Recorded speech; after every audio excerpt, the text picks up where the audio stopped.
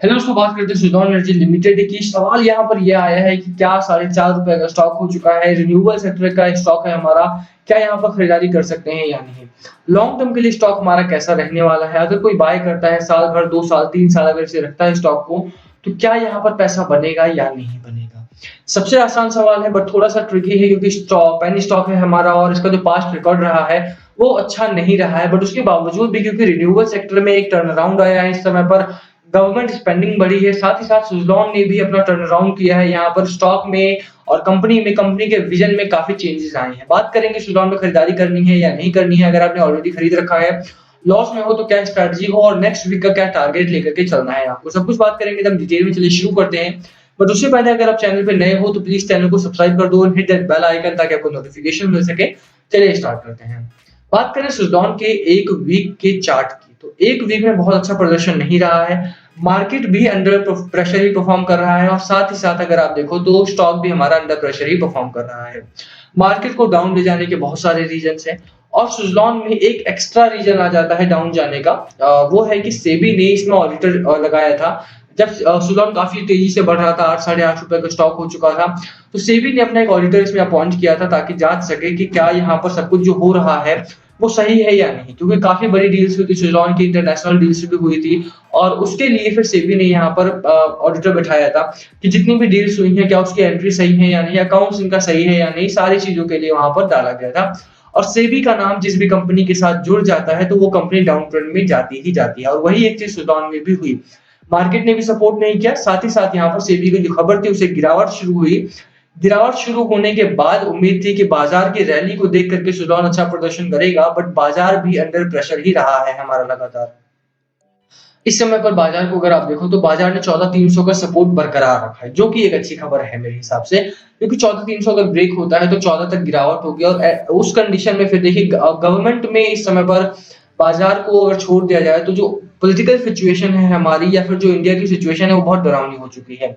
एक तो कोविड बढ़ रहा है, दूसरा ये है कि ऑक्सीजन सिलेंडर भी नहीं है दिल्ली में, मुंबई में वगैरह में बहुत ज़्यादा हालात खराब हैं। ऑक्सीजन की वजह से लोगों की मौत होना बहुत ही भयावह स्थिति हो जाती है और यही एक बड़ा रीज़न है जिसकी वजह से मार्केट में डर ज़्यादा है और मंडे का बाजार कल खुलने वाला है। मंडे को अक्सर पिछले 2 हफ्ते से गिरावट हो रही है। कल आखिरी हफ्ता है, कल आखिरी हफ्ते में ज़्यादा गिरावट की संभावना है क्योंकि एक एक्सपायरी वीक भी है हमारा, साथ ही साथ यहाँ पर डर भी बहुत ज़्यादा है बाजार का, तो गिरावट के चांसेस बढ़ जाते हैं। सुज़लॉन में भी उसका असर देखने को मिलेगा। ऐसा नहीं होगा कि बाजार में हो रही है गिरावट और सुज़लॉन हमारा एक अच्छी रैली बरकरार रखे।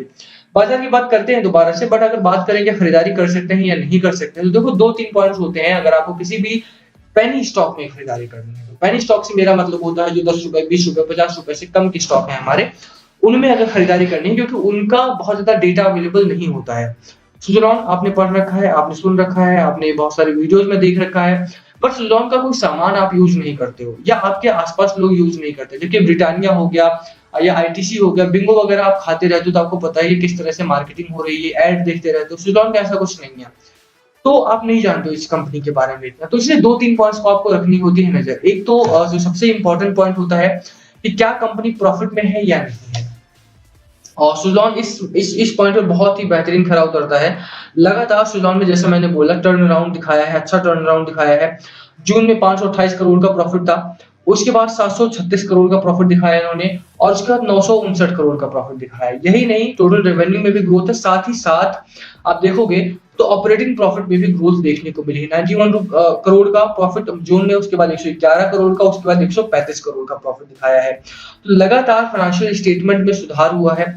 एक पॉइंट पर जहां पर प्रॉब्लम देखने को मिलती है वो ये है कि ऑपरेटिंग प्रॉफिट का जो मार्जिन है वो थोड़ा-सा घटा है यहाँ पर इस क्वार्टर में।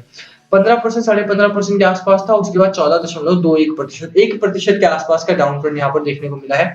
इसके पीछे भी बड़ा कारण रहा था। इसके पीछे बड़ा रीज़न ये कहा रहा था कि बाहर जो इंटरनेशनल डील हुई थी उसमें काफ़ी खर्चा हो चुका था। आप ऑपरेटिंग एक्सपेंस देख सकते हैं जो कि बढ़ा था काफ़ी ज़्यादा, जिसकी वजह से मार्जिन कम हो गया था।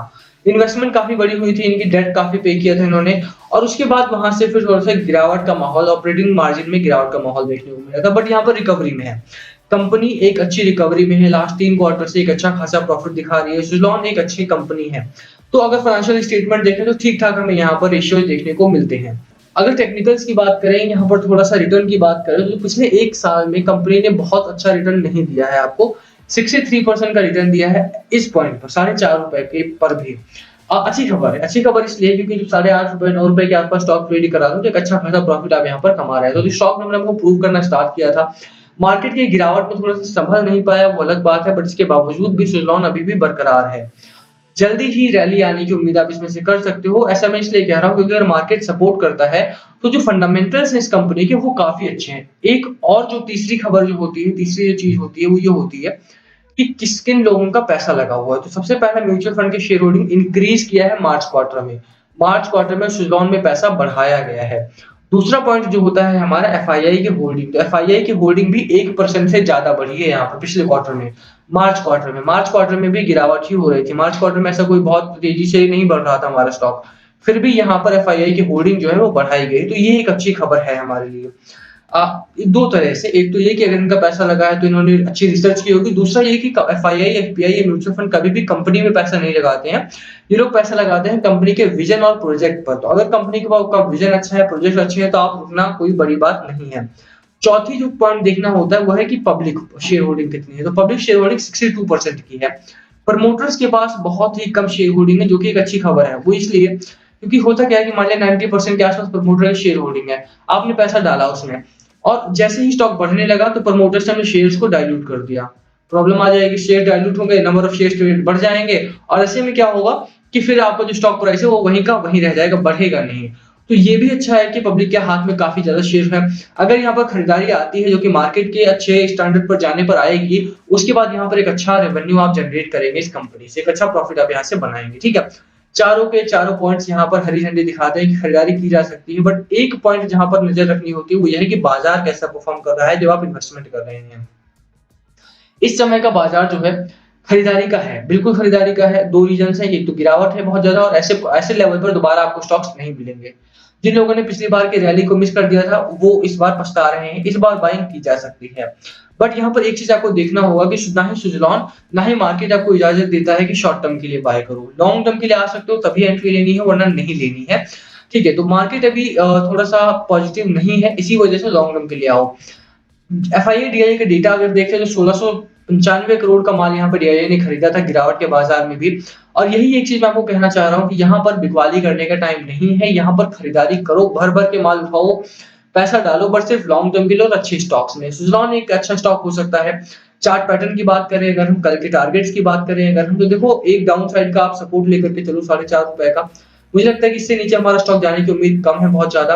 अपर साइड की बात करें तो ₹40.80 का आप एक टारगेट लेकर के चलो, बाजार में उतरो, पॉजिटिव रहो। Market is all about positivity and probability. Positive रहोगे तो प्रोबेबिलिटी भी आपके पक्ष में आएगी।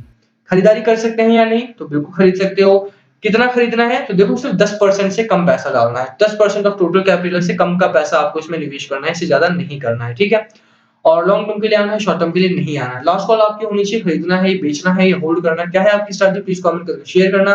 वीडियो पसंद आई हो तो लाइक करना, चैनल पे नए हो सब्सक्राइब किए बिना मत जाना। Thank you for watching and yes, please कुछ पूछना हो तो प्लीज कमेंट करो, सभी कमेंट से रिप्लाई करने की कोशिश करेंगे। Thank you again.